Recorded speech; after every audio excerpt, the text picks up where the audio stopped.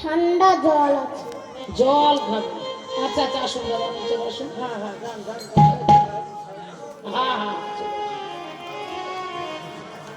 আমার বয়োজ্যেষ্ঠ মায়েদের এবং বাবাদের প্রতি আমার নমস্কার, ছোটদের আমার প্রীতি ভালোবাসা শুভেচ্ছা।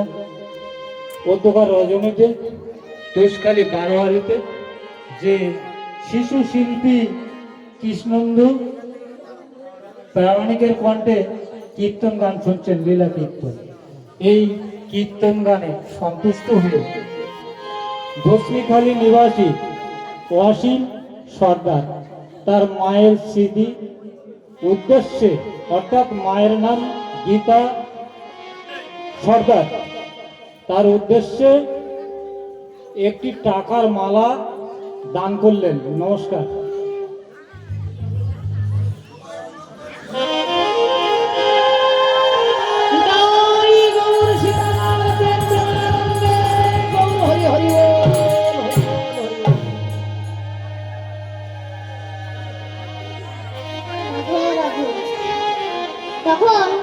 তখন সুবল ভাবছে যে এই তো, আমি তো এটাই তো চাইছিলাম। হ্যাঁ হ্যাঁ হ্যাঁ, এটাই সুযোগ, এটাই সুযোগ বৌমাকে রাধারানীর কাছে নিয়ে যাওয়া। এবার সুবল রাধারানীর কাছে যাচ্ছে, যেতে যেতে মনে মনে ভাবছে, আমি শুনেছি কৃষ্ণের এক আত্মা দুই দেহ। বাহ। রাধার দর্শনে কৃষ্ণ এত ব্যাকুল, কিন্তু কৃষ্ণের দর্শনে রাধা কেমন আছে তা আজ আমায় দেখতে হবে।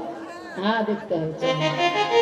তখন এদিকে কি হচ্ছে, কুটিলা জটিলা মার কানে কানে বলছে, শোনো মা, তুমি কিন্তু ওই চোরের সঙ্গীটাকে ঘরে পাঠালে, অন্দরমহলে যেতে দিয়ে ঠিক কাজ করলে না।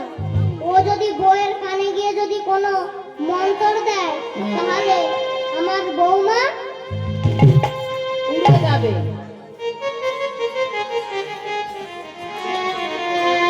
আর পরে কিন্তু বলবে না যে কুটিলামা একটু চল, আমি বউ খুঁজতে যেতে পারবো, আমি কিন্তু পরে বউ খুঁজতে যেতে পারবো না। হ্যাঁ, রাধে রাধে। তখন এদিকে সুবল অন্দরমহলের জানলার ফাঁক দিয়ে দেখছে রাধারানী ফুলের মালা গাঁথছে আর হা কৃষ্ণ বলে কাঁদছে। এই না, ওই না,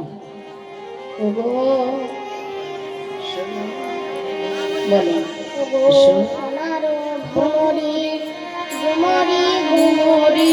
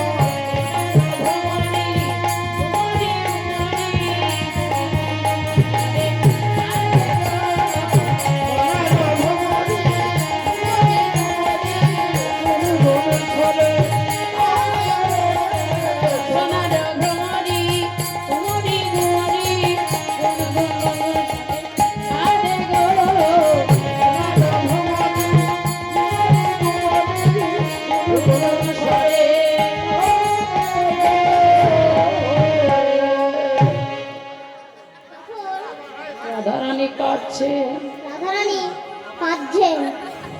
রাধারানী সুবলকে দেখতে পেয়ে,